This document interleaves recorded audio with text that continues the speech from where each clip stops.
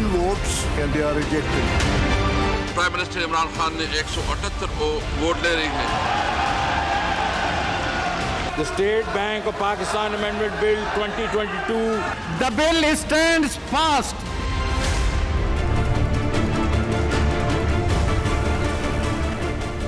Parliament के अंदर opposition के मुश्तरका एहतजाज और पार्लियामान के बाहर पीडीएम के प्लेटफॉर्म से हुकूमत मुखालिफ जलसों, रैलियों, धरनों और प्रेस कॉन्फ्रेंसेस और कभी कभी अहम मौकों पर इत्तेहादियों के गिले शिकवों के बावजूद पाकिस्तान तहरीक इंसाफ के 3.5 साल मजमूई तौर पर पार्लियामानी कामयाबियों के साल साबित हुए। हुकूमत की कामयाब कानून साजी और अपोजिशन की हुकूमत पर बिल्स को बुलडोज करने के इल्जामात के कुछ अहम वाकयात पर नजर डालें तो भी गुज़श्ता रोज ही 28 जनवरी को हुकूमत ने स्टेट बैंक तरमीमी बिल 42 के मुकाबले में 43 वोटों से सेनेट से भी कामयाब करवा लिया। अपोजिशन लीडर सेनेट समेत अपोजिशन के अहम अरकान की गैर हाजिरी ने अपोजिशन की गैर संजीदगी और हुकूमती रुकन डॉक्टर जरका की कोविड के बावजूद व्हील चेयर पर हाउस में आमद ने हुकूमत की संजीदगी भी अयां की।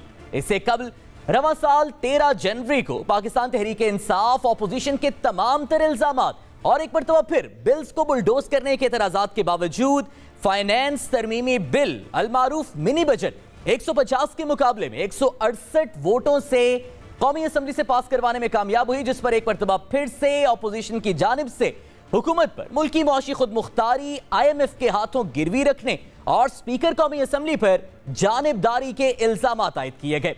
इलेक्ट्रॉनिक वोटिंग मशीन्स का मामला हुकूमत और अपोजिशन के दरमियान एक तवील अरसे तक तनाज़े का शिकार रहा, जिस पर एक मरतबा फिर से हुकूमत अपोजिशन को पार्लियामान में जेर करने में कामयाब हुई। 17 नवंबर 2021 को पार्लियामेंट के मुश्तरका इजलास में हुकूमत एक मरतबा फिर 203 के मुकाबले में 221 अराकीन के वोट से इलेक्शन, दूसरा तरमीमी बिल समेत 33 बिल्स पास करवाने में कामयाब हो गई और एक मरतबा फिर से अपोजिशन की जानिब से हुकूमत पर बिल्स बुलडोज करने के इल्जामात की बाज गश्त सुनाई दी गई। पाकिस्तान तहरीक इंसाफ की हुकूमत के खिलाफ मुत्तहिदा अपोजिशन की सफों में दरार सादिक संजरानी के चेयरमैन सेनेट और यूसुफ रजा गिलानी के अपोजिशन लीडर सेनेट मुंतखब होने से पैदा हुई। 12 मार्च 2021 को हुकूमती इत्तेहाद 42 के मुकाबले में 48 वोट से सादिक संजरानी को चेयरमैन सेनेट मुंतखब करवाने में कामयाब हुआ और इस कामयाबी के साथ ही अपने सर पर मंडलाते मुत्तहिदा अपोजिशन के खतरे से भी छुटकारा हासिल कर लिया, जबकि अपोजिशन की जानिब से खुफिया कैमरा लगाने और 7 वोटों के मुस्तरद होने के शोर में अपनी शिकस्त के जवाब ढूंढे गए। अपोजिशन के पार्लियामान में हुकूमत की अददी बरतरी पर कारी वार करने के बुलंदो बांग दावों को शिकस्त देने के लिए वज़ीर आज़म इमरान खान ने फ्रंट फुट पर खेलते हुए ऐवान से एतमाद का वोट लेने का फैसला कर लिया। 6 मार्च 2021 को अपोजिशन के बॉयकॉट में वज़ीर आज़म इमरान खान 176 वोट लेकर पार्लियामेंट का एतमाद हासिल करने में कामयाब रहे, जबकि पार्लियामान की इस कार्रवाई को भी अपोजिशन की जानिब से एक मरतबा फिर वन साइडेड करार दिया गया। 3 मार्च 2021 जब मुत्तहिदा अपोजिशन पार्लियामान में हुकूमत के घबराने का बाइस बनी, यूसुफ रजा गिलानी ने हुकूमती उम्मीदवार हफीज शेख को 164 के मुकाबले में 169 वोटों से शिकस्त देकर सेनेट की नशिस्त हासिल कर ली। यह पार्लियामान की वाहिद कार्रवाई थी जिसमें हुकूमत अपोजिशन पर वोट खरीदने के इल्जामात लगाती रही। 16 जून 2021 कौमी असम्बली की तारीख में अफसोसनाक दिन रहा जब फाइनेंस बिल यानी बजट की कार्रवाई शदीद हंगामा आराई, गालम गलोच और हाथापाई का शिकार हुई, जिसके नतीजे में मजमूई तौर पर 7 अरकान कौमी असम्बली की ऐवान के अगले इजलास तक ऐवान में दाखिले पर पाबंदी लगा दी गई। अब तक मजमूई तौर पर हुकूमत 126 बिल्स पर कानून साजी करवाने में कामयाब करार पाई है, जबकि अपोजिशन की जानिब से लगभग हर मरतबा हुकूमत पर बिल्स को बुलडोज करने, जमहूरियत और पार्लियामान की रूह को नुकसान पहुंचाने और गैर जमहूरी रवैया रवा रखने के इल्जामात लगाने का सिलसिला जारी और सारी है। और इस सब कुछ के बावजूद अपोजिशन अभी भी 27 फरवरी और 23 मार्च के अपने अपने लॉन्ग मार्च से किसी धड़न तख्ते की उम्मीद लगाए बैठी है। ब्रेक से वापस आएंगे, आपसे दोबारा बात करेंगे।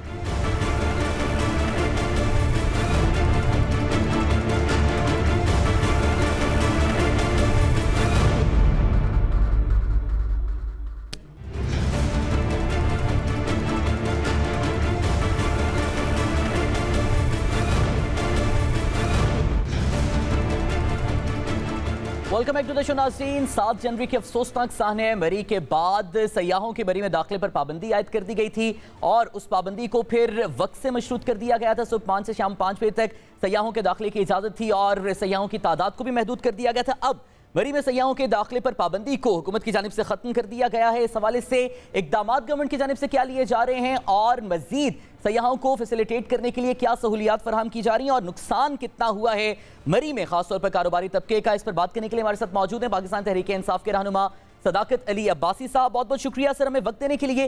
सर सबसे पहले तो हम आपसे ये जानना चाहेंगे कि ये जो लगभग 3 हफ्ते का ड्यूरेशन था जिसमें सयाहों की एंट्री बंद थी, इससे नुकसानात क्या रुनमा हुए हैं मरी में, खासतौर पर जो बड़े और सबसे ज्यादा जो छोटा कारोबारी तबका है वहां पे? साहब बहुत शुक्रिया, आपने इस इम्पॉर्टेंट मौजू पे मुझे गुफ्तगू के लिए बुलाया। तो जैसे आपको भी पता है और बड़ा अफसोसनाक वाक़या हुआ जिसमें 22 लोगों की जानें चली गई और एक कुदरती एक आफत आई, एक आप क्या कहते हैं ब्लिज़र्ड आया, बर्फ़ानी तूफ़ान आया और मरी में चूँकि ऑलरेडी बहुत रश थी और इंतज़ामिया ने शायद वो गाड़ियाँ अलाउ कर दी, तो उस सारे वाक़े के बाद जब वो 22-23 जानें चली गई तो एक बहुत बड़ा एक साने की सूरत हाल थी और उसके बाद मरी को बंद कर दिया गया। आज 3 हफ्ते हो गए मरी बंद है और आज खुला है वो। और इसमें 2-3 बातें बतानी बड़ी ज़रूरी हैं कि यह हादसा मरी में नहीं हुआ था। मरी की रोड जो है वो झिका गली से मरी में दाखिल हो जाती है, उसके बाद ये रोड जो जाती है नथिया गली, उस रोड पे आने जाने वाली ट्रैफिक जैम हुई थी और उसमें कुछ 16 के करीब दख्त गिर गए थे जहाँ गाड़ियाँ फंस गई और उनको पीछे से कोई ऐसी क्रेन नहीं मूव कर सकती थी और गाड़ियाँ भी बम्पर टू बम्पर थी। उसमें हादसा हुआ और ये बहुत सारी गलत खबरें फैली कि शायद कोई इंतज़ामिया ने कुछ किया नहीं या गए नहीं। इतनी खामोशी से गाड़ियों में गैस भरी कि अगर एक गाड़ी में 4 दोस्तों की अमवात हुई है तो उससे 2 फुट पीछे जो गाड़ी खड़ी है और 2 फुट आगे खड़ी है उनको भी इतला नहीं हुई, वरना लोग तकरीबन 2,500-3 हज़ार लोग फंसे हुए थे, वो एक दूसरे की मदद करते। बहरहाल इस साने के बाद वो साना मरी के खाते में पड़ा और मरी को बंद कर दिया गया। उससे जाहिर है ये एक सीजनल टूरिज्म स्पॉट है जिसमें छोटे एक रेडी वाला, अंडे बेचने वाला, जो छोटे छोटे जो आपको पता है केबन वाले होते हैं वो वहाँ पे टूरिस्ट गाइड्स, इन सब का ज़ाहिर है 3-4 हफ्तों में ये पूरे अपने 6 महीनों की आमदनी कमाते हैं। तो जब ये लॉकडाउन कर दिया गया तो बहुत बुरी तरह जो इकॉनमी थी ये मुतासर हुई और अब हमने आज इसको खोला है, सुबह से ये खुला हुआ है। तो अब तो वो जो बर्फ़ का सीज़न है ऑलमोस्ट ख़त्म हो गया, लेकिन बहरहाल इंसानों जानों के साथ साथ वहाँ इंसानों के रोज़गार का भी मामला था, उनके लाइवलीहुड का, उनकी आमदनी का, तो बहुत बुरी तरह उसका मुतासर हुआ। तो चले अब्बास साहब, एक तो खुशाइन बात है कि पाबंदी खत्म होने से ज़ाहिर है अब ये जो रोज़गार का मामला है ये काफ़ी हद तक बेहतर होगा, लेकिन अगर हम सयाहों के एंड से सोचें, क्योंकि ये जो भी वाक़यात सामने आए थे डेफिनेटली जो लोग खबरों में देख रहे थे, जो लोग सोशल मीडिया पर देख रहे थे, उनमें डर अभी भी बैठा है। इस डर को दूर करने के लिए क्या किया जा रहा है आपकी जानिब से? क्या पॉजिटिव मैसेजिंग की जा रही है कि सयाहों को दी जाने वाली सहूलियात के बारे में आगाह किया जाए? देखिए साहब, इसमें एक इंतज़ामी फेलियर तो था, इसीलिए 15 बड़े इंतज़ामी अफसरान को, कमिश्नर रावलपिंडी को, डिप्टी कमिश्नर रावलपिंडी को, AC मरी को, CPO जो आपके DIG होते हैं, उन सबको फारिग इसलिए किया कि ये शायद बहुत ज़्यादा गाड़ियाँ चली गई और वक्त पे इनको रोका नहीं गया। ये तो एक बात हुई। उसके बाद कोई खुदा ना खास्ता वहाँ इस तरह का हादसा नहीं हुआ कि जो आउट ऑफ कंट्रोल चीज़ें हों, वो तो खामोशी से कार्बन मोनोऑक्साइड की वजह से अमवात होगी और ज़ाहिर अमवात होने के बाद एक शोक की फ़ज़ा कायम होगी। तो मैं नहीं समझता कि हर आदमी को समझ है कि गाड़ी अगर बंद हो गई और गाड़ी के अंदर हीटर चलता रहा और अमवात होगी तो वो कोई ऐसी चीज़ नहीं है जिससे कोई दूसरे टूरिस्ट जो आगाह हैं उनको कोई ज़िंदगी को ख़तरा हो, लेकिन वो एक मौत की बात थी और एक मीडिया हाइप थी। आप बिल्कुल ठीक कह रहे हैं कि इसको रिवर्स करने की ज़रूरत है और क्योंकि मरी इतना खूबसूरत, इतना अट्रैक्टिव टूरिज्म स्पॉट है और इस्लामाबाद से पौने घंटे की ड्राइव पे भी है, लोग डेली आ जा भी सकते हैं, तो वो एक दफ़ा रौनक बहाल हो जाएगी।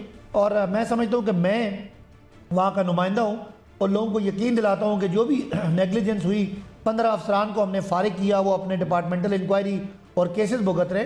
अब हमने मरी को इंतज़ामी तौर पे एक डिप्टी कमिश्नर को वहाँ लगा दिए, एक SP जो है पुलिस के भी वहाँ पे अपॉइंट हो गए। अब अगले 2-3 दिनों में वो अपनी ड्यूटी संभाल रहे हैं और मरी को जितनी पिंडी की इंतज़ामिया है वो ज़्यादा बेहतर तरीके से प्लान कर रही है और हमने गाड़ियों की लिमिट भी लगाई हुई है कि ख़ास हद के बाद मरी को बंद भी कर दिया जाएगा। तो बस ये कैंपेन कोई नहीं है, लोगों को हम कहते हैं कि जी जो कुछ भी हुआ वो ज़ाहिर है एक हादसा था और ज़ाहिर है उसमें नुकसान हुआ। लेकिन अब मरी हर लिहाज से सेफ है और कोई ऐसी रुकावट थी नहीं जो आप जिस पे आप बेस बना के। बिल्कुल ठीक कह रहे हैं। जब भी कोई हादसा और साना रुनुमा होता है ज़ाहिर फिर उसकी तहकीकात में उससे मुंसलिक बहुत सारे वाकयात सामने आते हैं। अब जब ये अफसोसनाक वाकया मरी का हुआ तो इसके साथ साथ जो होटल्स के में अकोमोडेशन के जो रेट्स थे, जो किराए थे, उनके वाकयात बहुत सामने आए। अब ठीक है, होटल इंतजामिया की जानिब से तरदीद की जाती है, कहा जाता है प्रोपेगेंडा है, लेकिन डेफिनेटली बीइंग गवर्नमेंट आपने तो उसकी तहकीकात करनी है। क्या किरायों को रेगुलेट करने के लिए जो होटल्स में हैं उस हवाले से कुछ किया जा रहा है सर? एक तो आपने सवाल किया कि होना क्या चाहिए, उसमें मैं बाद में बताऊंगा। पहले हुआ क्या, यकीन माने वाक़े भी हुए होंगे, ज़्यादतियाँ भी हुई होंगी। 90% झूठ पे मबनी सोशल मीडिया कैंपेन चलाई गई। सारी वीडियोस में से अक्सर वीडियोस वो थी जो इस मरी की थी नहीं, या पुरानी थी, या जो होटलों के रेट्स के। मैंने तीसरे वाक़े के सेकंड डे वहाँ पे तकरीबन 3-4 घंटे का खुला जिरगा किया। मैंने लोगों को बुलाया और मैं फैक्ट्स सारे इकट्ठे किए, हर कम्युनिटी के बंदे को बुलाया। तो ये जो 200 रुपये का अंडा और ये चीज़ें सब झूठ था। और ये होटलों वालों के किराए, होटल्स वहाँ थे ही नहीं जहाँ पे ये हादसा हुआ। वो मैं आपको बता रहा हूँ कि होटल्स मरी में, और हादसा बाड़ियाँ और कुलडना की साइड पे हुआ है, जो पतराटा की तरफ, जो नथिया गली की तरफ रोड जाती है। तो बहरहाल चूँकि बदनामी की गई और बड़ा गलत प्रोपेगेंडा किया गया और मकामी लोगों के बारे में बड़ी गलत बातें की गई, जो सारी ही मुबालगा आराई पे हैं। और मैं इसके लिए किसी फोरम पे जाके उन तमाम लोगों जिन्होंने झूठा ये प्रोपेगेंडा किया उनके खिलाफ कार्रवाई का भी सजेस्ट करूँगा। अब दूसरी बात यह कि हाँ, हम अगर मरी वाले हैं तो हमें लोगों के तहफ़्फ़ुज़ के लिए, उनको अकोमोडेट करने के लिए भी बंदोबस्त करना है। और गैर ज़रूरी मुनाफाखोरी, चाहे वो होटल्स वाले हों चाहे वो वेंडर्स हों, उनको अलाउ नहीं करनी। उसके लिए कौसार टूरिज़म डेवलपमेंट अथॉरिटी इंशाअल्लाह अगले 15 से 20 दिनों में उसका क़याम हो रहा है। और वो जिसमें 5 सूबाई सेक्रेटरी लेवल के लोग होंगे जो हाईएस्ट लेवल पे इसके मरी के जितना टूरिज्म स्पॉट हैं उनको लुक आफ्टर करेगी। उनके रेट्स, उनकी कंफर्ट, उनकी डेंजर जो है, उनकी हिफाजत, उस सब के लिए प्लानिंग और पॉलिसी बना रहे हैं, रेगुलेट कर रहे हैं इंशाल्लाह। और अगले सीजन में इंशाल्लाह आपको मरी एक बहुत रेगुलेटेड लगेगा। बिल्कुल, हम सबकी ख्वाहिश और दुआ और उम्मीद भी यही है। लेकिन जो सयाह हैं मुतवातिर हर साल उनकी जानिब से जो सहूलियात हैं वो नाकाफ़ी होने की शिकायत सामने आती हैं। रेस्ट रूम्स की शिकायत आती हैं, वॉशरूम्स की शिकायत आती हैं, पार्किंग एरियाज़ की शिकायत सामने आती हैं, जिसकी वजह से पीक सीजन में रश बढ़ जाता है। इस हवाले से भी क्या ये जो आप कोसार टूरिज्म डेवलपमेंट अथॉरिटी की जिक्र कर रहे हैं, क्या ये इन तमाम तर मामलात को देखेगी? और किरायों के हवाले से रेगुलेटरी बॉडी भी यही होगी क्या? जी बिल्कुल, एक मैंने कहा बड़ा हाईएस्ट फोरम है और आप बिल्कुल ठीक कह रहे हैं, क्योंकि कंस्ट्रक्शन ज़्यादा हमने अलाउ नहीं करनी। कंस्ट्रक्शन पे हमने मरी में बैन लगाना है और वो ज़ाहिर है इसी फोरम से लगाएंगे कि मरी शहर में मज़ीद हम कमर्शियल कंस्ट्रक्शन की परमिशन नहीं दे रहे, उसको ख़त्म कर रहे हैं। लेकिन ये जो आपने बातें की हैं फैसिलिटीज़, इनको भी और रेगुलेट भी करेंगे। लेकिन एक बात है, आपने समझना है कि मरी छोटा सा एक इलाका है और ये 200 साल से एक टूरिज़म स्पॉट है और उसमें इंतज़ामी तौर पर भी कमज़ोरियाँ और इंफ्रास्ट्रक्चर भी बड़ा कमज़ोर है। तो एक जगह पे एक कमरा होता है और 10 गाहक आ जाते हैं, तो जाहिर है उसमें एक मार्केट की चीज़ है जो शायद हर टूरिज़म एरिया में होती है। तो उसमें ये मुनाफाखोरी की शिकायतें हैं, जिससे लड़ाई झगड़े भी होते रहे माजी में भी और अब भी। पार्किंग के मसाइल हैं, लोग गाड़ियाँ खड़ी करते हैं, उससे लड़ाई झगड़े हो जाते हैं। रेस्ट रूम्स के मामलात हैं, लोगों को वहाँ वॉशरूम नहीं मिलते और लोग प्राइवेट होटलों में जाकर लड़ाइयाँ झगड़े होते हैं। इन तमाम के लिए इंशाल्लाह कानून साजी कर रहे हैं और एक बड़े लेवल पे मरी जो है, ये आप चाहे अपनी खबर भी चला दें कि मरी का जो कमर्शियल एरिया है उसमें मज़ीद हम कमर्शियल कंस्ट्रक्शन पे बैन लगाने जा रहे हैं।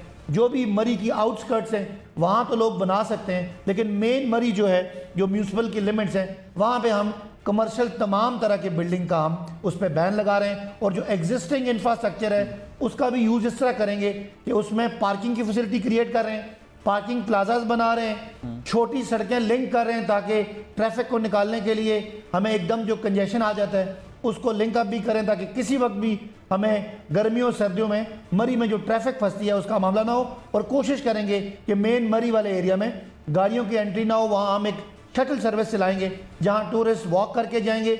और एक हमने और एक मॉल रोड 2 प्लान किया हुआ है जो इंशाल्लाह गर्मियों के सीज़न से पहले वो भी तैयार हो जाएगा, ताकि सयाहों को एक और इसी तरह का मॉल रोड मिले जहां ज्यादा रेगुलेटेड, ज्यादा कंट्रोल्ड बिल्डिंग भी होंगी और ज्यादा बेहतर एनवायरनमेंट होगा और एंटरटेनमेंट भी एक लिमिटेड कंट्रोल एनवायरनमेंट में इंशाल्लाह होगी। ठीक है, ये तो आपने बताया कि मरी के अंदर क्या सहूलियात होंगी। मरी जाने के लिए सयाहों को हिफाजती इकदाम और आगाही के हवाले से कोई मुहिम चलाई जाएगी हुकूमत की जानिब से?